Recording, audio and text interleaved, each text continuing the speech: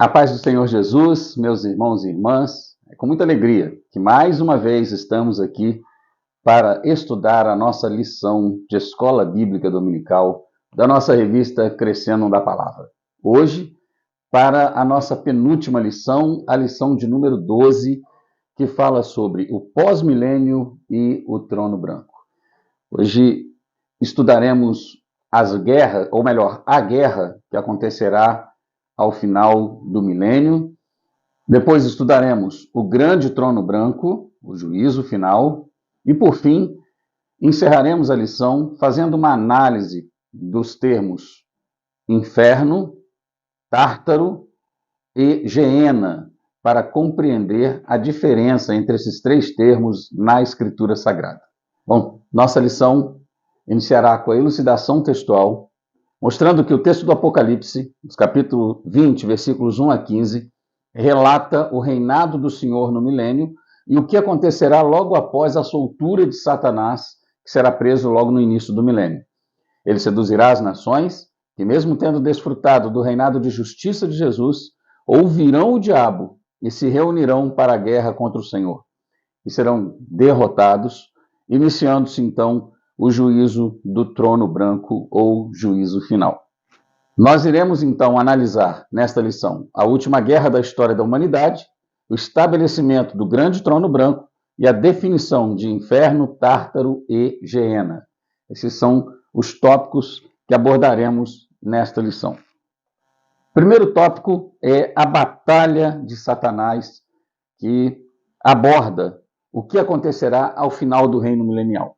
O Apocalipse 20, versículos 1 a 10, falam do reino milenial e do Cristo Senhor que estabelecerá o seu reino. Para esse momento, em cumprimento à promessa feita a Davi, em 2 Samuel capítulo 7, em que o Senhor disse ao rei Davi que o seu descendente sentaria no seu trono em Jerusalém e reinaria sobre toda a terra, o Senhor encerrará Satanás durante 1000 anos, e logo depois desses 1000 anos, ele será solto novamente. Ao final do milênio, o diabo será solto, Apocalipse 20, versículo 7, traz esse relato para a gente, e ele enganará as nações, que ouvirão e se reunirão para guerrear contra o Senhor Jesus e contra Jerusalém, e será derrotado de maneira fragorosa. É triste essa realidade, porém, o que esta lição nos ensina e o que Deus está mostrando para nós é que a humanidade, sem a regeneração, sem o Espírito Santo, não consegue amar a Deus, não consegue servir a Deus. Veja bem, os povos que terão o direito de entrar no milênio depois do juízo das nações passarão 1000 anos debaixo do governo do Senhor, um governo de justiça, um governo de equidade, e logo após esses 1000 anos, eles ainda darão ouvidos a Satanás, mesmo experimentando o governo do Deus de justiça, do Deus de amor, eles ainda ouvirão Satanás, seguirão Satanás e se rebelarão contra o Senhor. Isso mostra que, de fato, a natureza humana não tem a menor condição de servir a Deus por si mesma, senão por obra do Espírito Santo. Logo em seguida, então, vamos à descrição da batalha. Não é? Essa batalha será ao final do milênio, Satanás reunirá esse povo irá a Jerusalém para enfrentar o Senhor destruirá completamente os seus inimigos, né? E após a batalha, então, se dará a transformação da terra para a implantação do Estado eterno. 2 de Pedro 3, versículos 7 e 10, você tem aí escrito também no texto da nossa revista de EBD. Será um momento de total transformação, em que os elementos se desfarão, como o apóstolo Pedro diz, nessa transição, porque logo após este momento, iniciará o juízo final diante do trono branco, né? Logo depois desse momento de guerra, ao final da guerra, dessa transformação em que os elementos se desfarão, tudo, Deus estabelecerá o seu trono para julgar todos os ímpios diante do Senhor. Este será o julgamento dos ímpios, como eu disse, né? Um julgamento em que os ímpios serão levados diante do trono de Deus para serem julgados segundo as suas obras, como diz o texto do Apocalipse no capítulo 20, versículos 11 a 15. Posto que os salvos já terão passado pelo seu próprio julgamento, que é o tribunal de Cristo, que se dará logo após o arrebatamento da igreja, né? Enquanto aqui na terra estiver acontecendo a grande tribulação, no céu haverá o tribunal de Cristo e as bodas do Cordeiro. Após o arrebatamento da igreja, essa será a experiência que a igreja vivenciará ao lado do Senhor na eternidade. A seguir, então, passamos para o ponto 2, o julgamento do trono branco. Todas as pessoas que foram mortas no decorrer de toda a história e não renderam suas vidas a Jesus, ressuscitarão para comparecer diante do tribunal de Deus e ser, então, julgados por Deus segundo as suas obras. A Bíblia fala que haverão 3 julgamentos, né? O primeiro julgamento é o julgamento pessoal, ou o tribunal de Cristo. Hebreus 9, 27 diz que ao homem está ordenado morrer uma vez, vindo depois disso o juízo, né? Então, ele receberá ali o seu galardão ou não, de acordo com a sua vida e as suas decisões aqui.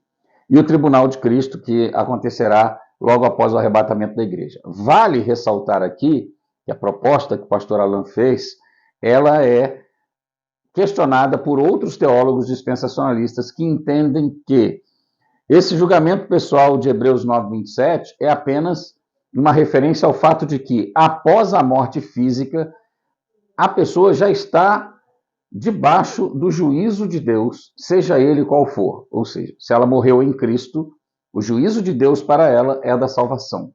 Se ela morreu sem Cristo, o juízo de Deus para ela é a condenação. Ela só estará esperando a formalidade do grande trono branco ou do tribunal de Cristo. E o tribunal de Cristo será um momento em que todos os crentes comparecerão diante do Senhor após o arrebatamento da igreja. Então, há essas 2 visões e eu penso que é importante compartilhar isso com os irmãos. Bom, o primeiro juízo, o juízo pessoal, ou o tribunal de Cristo, como eu mostrei para os irmãos.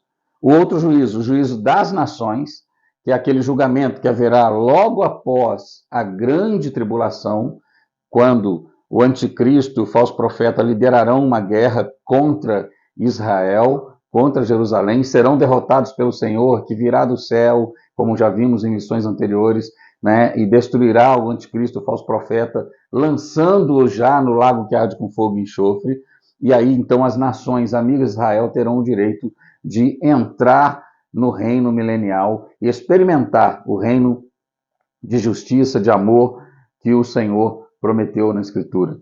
E, por fim, o último dos juízos, o juízo do grande trono branco, quando todos os mortos que morreram sem Cristo comparecerão diante de Deus para serem julgados segundo as suas obras, conforme Apocalipse 20, versículos 11 a 15. O texto de Apocalipse é muito interessante, porque ele diz o seguinte: e vi os mortos, grandes e pequenos, que se levantaram e se colocaram diante do trono branco, e vi livros, vários livros. Tudo indica que esses livros eram iguais, vários livros.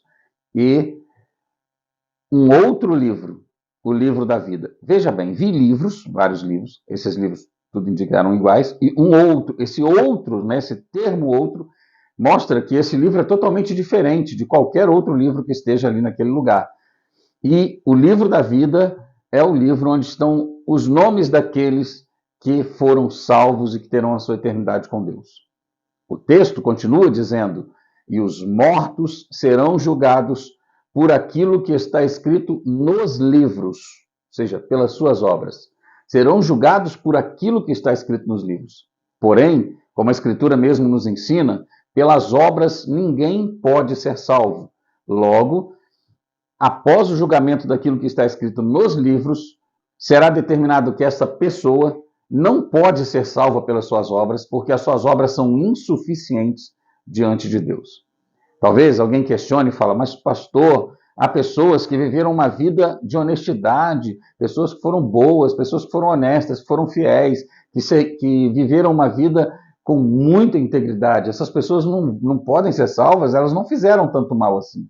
Bom, precisamos avaliar o que são obras primeiro. Então, obras significa tudo aquilo que pode ser medido de alguma forma. Nós podemos e devemos julgar obras. O que podemos e devemos julgar como obras? Tudo aquilo que está dentro da nossa capacidade de conhecer. Por exemplo, você pode julgar uma obra arquitetônica e dizer se aquela obra é funcional, se ela não é, se ela é bonita, se ela não é. Você pode julgar uma obra culinária e dizer se aquele prato é delicioso ou não. Você pode julgar uma obra perfumista e dizer se aquele perfume é agradável ou não. Você pode julgar uma série de obras. Você pode julgar uma obra musical e dizer se essa música é agradável ou não. Você pode julgar diversas obras que podem ser conhecidas por meio do sentido. Então, nós podemos e devemos julgar obras, e por isso Paulo manda a igreja de Corinto julgar uma obra lá naquele momento em que a igreja tem conhecimento de que há um homem, membro da igreja, que está tendo uma relação pecaminosa com a mulher do seu pai. Não diz que é a sua mãe, mas diz que é a mulher do seu pai. E o Paulo manda a igreja julgar isso e excluir esse homem, ou entregá-lo a Satanás. O que é que nós não podemos julgar? Nós não podemos julgar o que não podemos conhecer. E o que não podemos conhecer? Intenções do coração, pensamento, nada disso nós podemos conhecer. Só podemos julgar o que podemos conhecer. Logo, para Deus, funciona da mesma maneira. Deus só pode julgar o que ele pode conhecer. Aí está o entrave. Deus conhece todas as coisas. Deus conhece pensamentos. Deus conhece intenções do coração. Deus conhece os nossos desejos. E nós podemos ser pessoas muito boas, mas nós sentimos e pensamos coisas muito ruins que não verbalizamos, que não expomos, mas que estão presentes em nossa vida.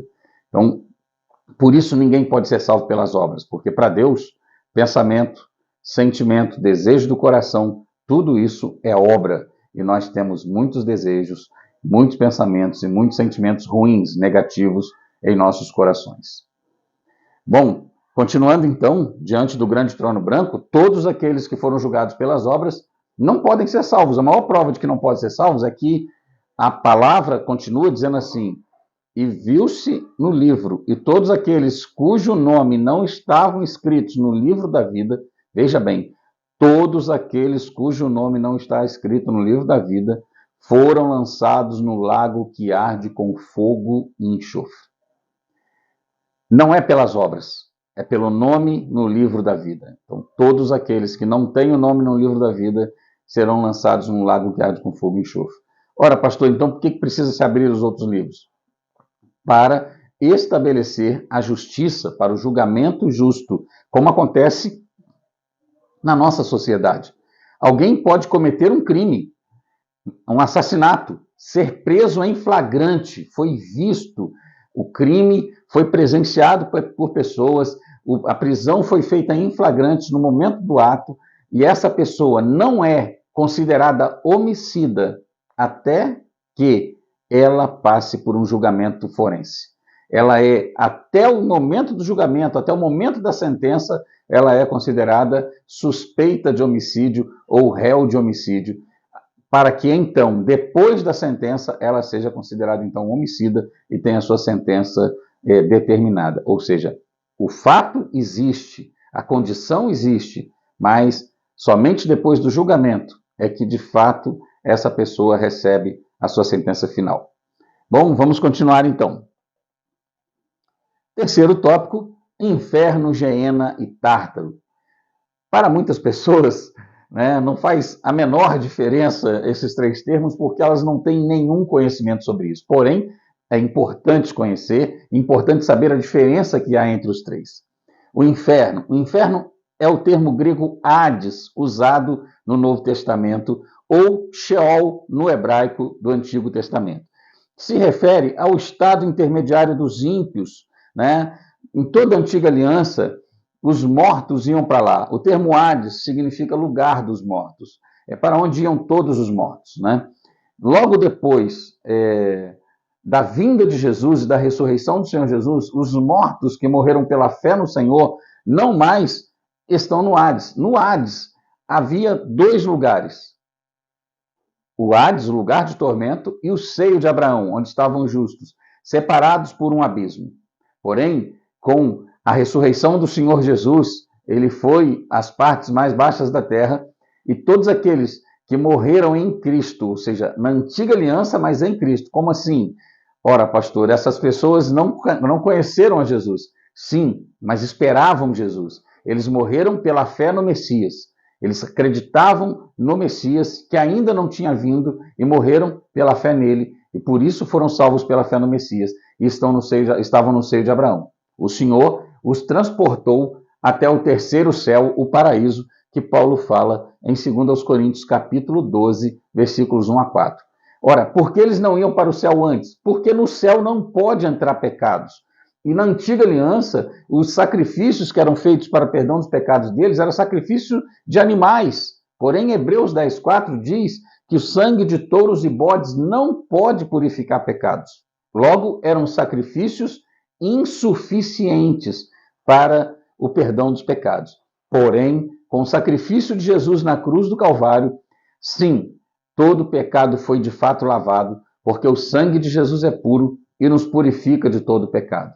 Então, com o sacrifício de Jesus, todos nós nos tornamos literalmente purificados dos nossos pecados pela fé nele, e aí então o céu se tornou possível. Por isso ele buscou os santos que estavam no seio de Abraão e os transportou ao paraíso, ao terceiro céu, onde estão também aguardando o arrebatamento da igreja para receberem um corpo glorificado juntamente conosco. Esse é o entendimento do inferno e do paraíso, ou Hades. O inferno é o lugar dos mortos, é para onde vão todos os mortos. Hoje, todos os mortos que morreram sem Cristo, eles vão para esse lugar, eles estão lá no estado intermediário. Como assim? Não é o estado final deles ainda. O estado final se dará no grande trono branco, quando eles ressuscitarão para serem julgados, né? Nesse momento, somente as suas almas estão lá nesse lugar, aguardando a ressurreição para o juízo final.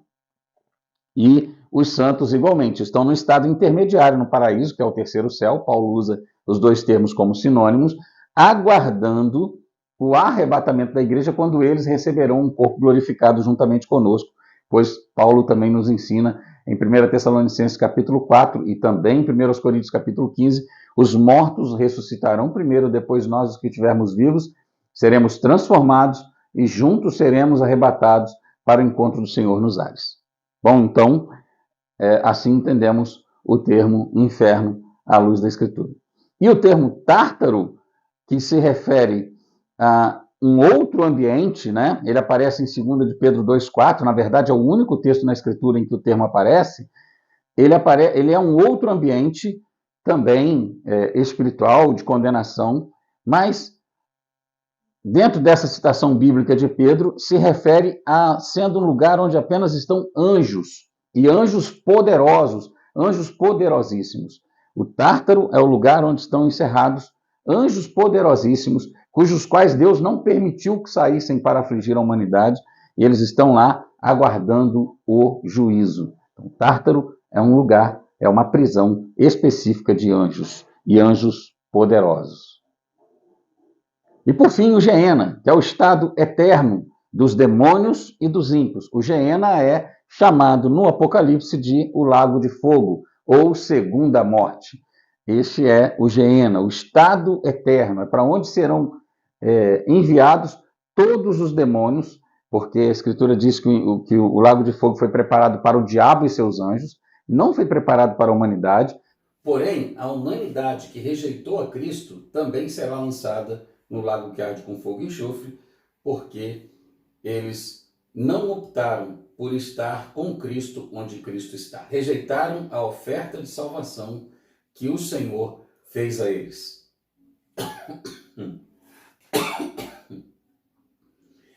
Não é o propósito de Deus. Deus não desejava que nenhum homem se perdesse, como ele também fala-nos através da vida de Pedro, em 1 Pedro capítulo 2, versículo 8. O Senhor não queria que nenhum homem se perdesse, porém, os homens escolheram não querer Deus, e por isso terão esse destino como resultado das suas próprias escolhas. Por fim, irmãos, concluímos então, à luz daquilo que estudamos aqui, que a última batalha da humanidade será liderada pelo próprio Satanás, uma coisa importante, né? E a sua derrota será tremenda. Após a derrota do inimigo, Deus instaurará o juízo final e os ímpios serão julgados e todos os condenados serão lançados no lago que arde com fogo e enxofre.